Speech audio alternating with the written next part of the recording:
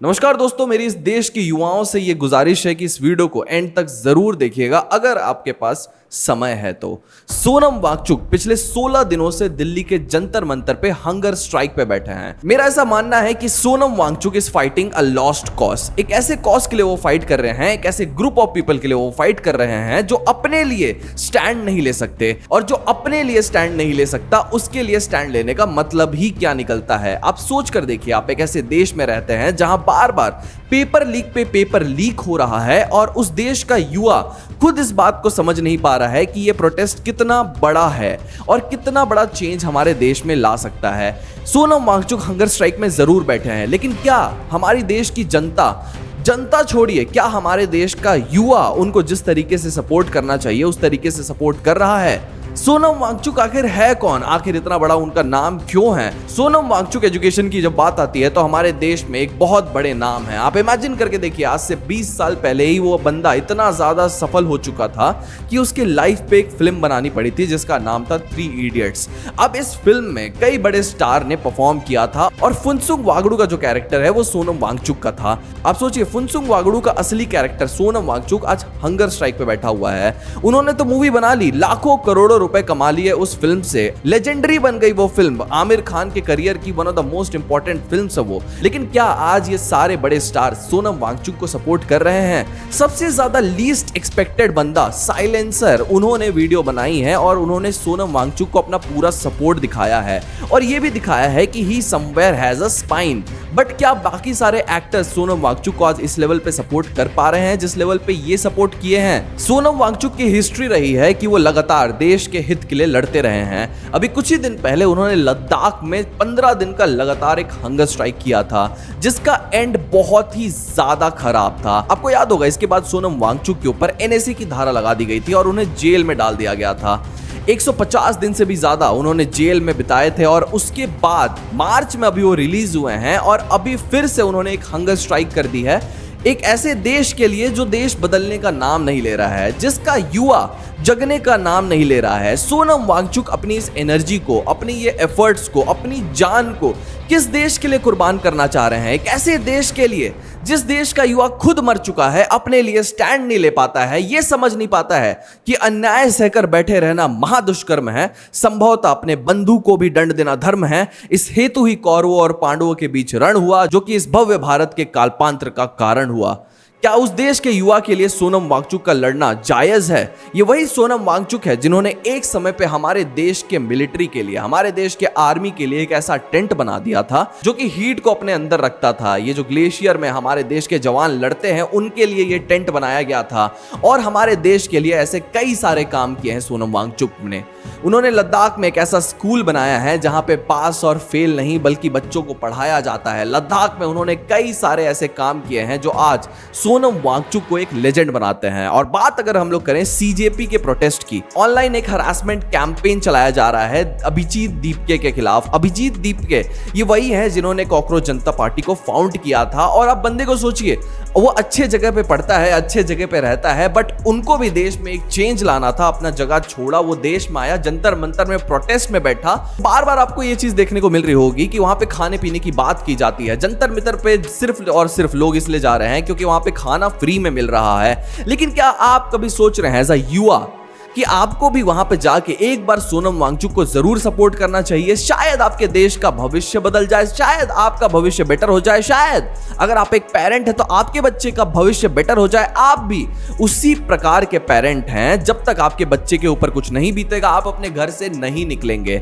और आप फिर देश की बुराई करते हैं। आप फिर बोलते हैं कि ये डेमोक्रेसी नहीं है, एक डिक्टेटरशिप है, जब आप खुद अपनी आवाज नहीं उठा पाते हैं। सोनम वांगचुक एक ऐसे बंदे हैं जिसको देश ने कभी रिकॉग्नाइज नहीं किया, कभी कुछ नहीं मिला उनको देश की तरफ से, लेकिन पूरी दुनिया ने उनको रिकॉग्नाइज किया है कि वो कितने बड़े माइंड हैं और हमारे देश के लिए वो कितने ज्यादा इंपॉर्टेंट हैं। आज उस बंदे को मरने के लिए छोड़ दी है हमारे देश की सरकार, भारतीय जनता पार्टी। जी हां, नरेंद्र मोदी जी को अगर हम लोग देखें तो आज वो अलग अलग देश का दौरा कर रहे हैं, लगातार दौरा कर रहे हैं और वहां पे बहुत ही बोगस स्पीचेस दे रहे हैं। लेकिन क्या वो एक स्टेटमेंट नहीं दे सकते हमारे देश के एजुकेशन सिस्टम के ऊपर जिसका पेपर बार बार लीक हो रहा है? धर्मेंद्र प्रधान के अंतर्गत अगर हम लोग देखें तो 7 बड़े पेपर लीक हो चुके हैं और पिछला नीट पेपर लीक में 21 स्टूडेंट से ज्यादा कर लिए थे। जी हाँ, ये पेपर लीक की वजह से इन्होंने सुसाइड किया था और उसके बाद इसका गम ठंडा हुआ ही नहीं था कि सीबीएसई में फिर से देखने को मिलता है कि वहां पे एग्जाम में अब धांधली। लोगों में आक्रोश जरूर था, लेकिन ये आक्रोश मटेरियलाइज नहीं हो पा रहा है। ये हमारे देश को बदल नहीं पाएगा आक्रोश जब तक ये जमीन पर नहीं आ पाता है।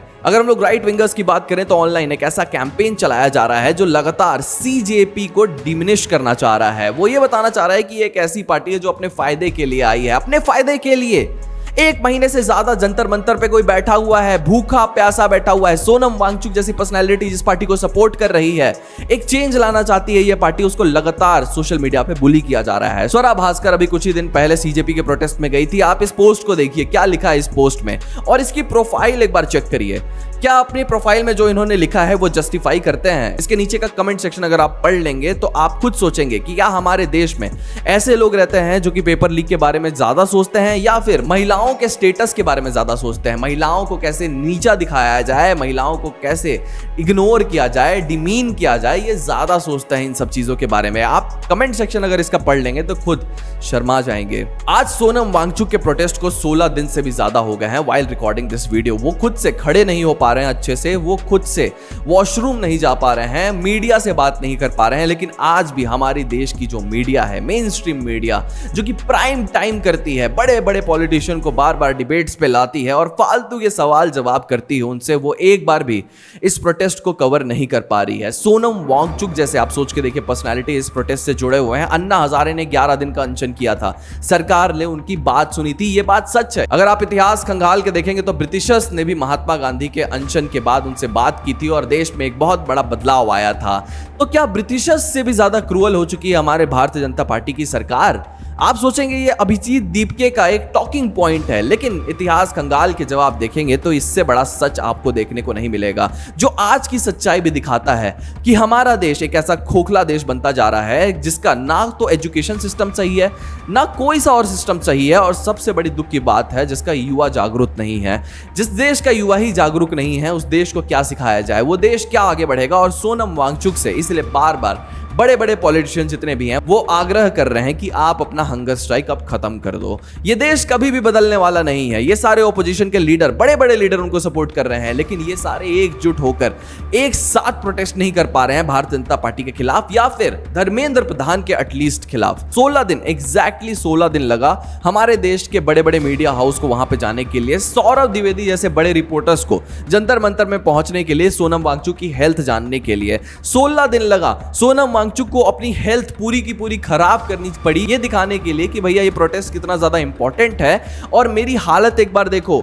उनको अपनी हालत पूरी खराब करनी पड़ी, तब जाके ये बड़े बड़े यूट्यूबर्स वहां पे जाके वीडियो बनाते हैं और वो वीडियो आज सोशल मीडिया पे वायरल हो रही है। क्या डिफरेंट होगा? आप इस वीडियो को देखिए। नितिन गडकरी के साथ एबीपी की एक बहुत बड़ी जर्नलिस्ट एक इंटरव्यू करती है जिसमें वो हार्श, बहुत मुश्किल सवाल पूछती है नितिन गडकरी जी से। आज वो जर्नलिस्ट पूरे सोशल मीडिया पे वायरल है। आप सोच कर देखिए, बड़े बड़े न्यूज चैनल जब इस प्रोटेस्ट को कवर करते तो आज ये प्रोटेस्ट कितना बड़ा बन जाता। और सोशल मीडिया पे ये जो नैरेटिव चलाने की कोशिश की जा रही है कि यहाँ लोग फ्री फूड के लिए आते हैं और किसी को भी प्रोटेस्ट से कोई मतलब नहीं है, लोग हंस रहे हैं, सोनम वांगचुक के ऊपर मीम बना रहे हैं खराब खराब, वो शायद आज नहीं होता और देश में एक बहुत बड़ा बदलाव हो गया रहता।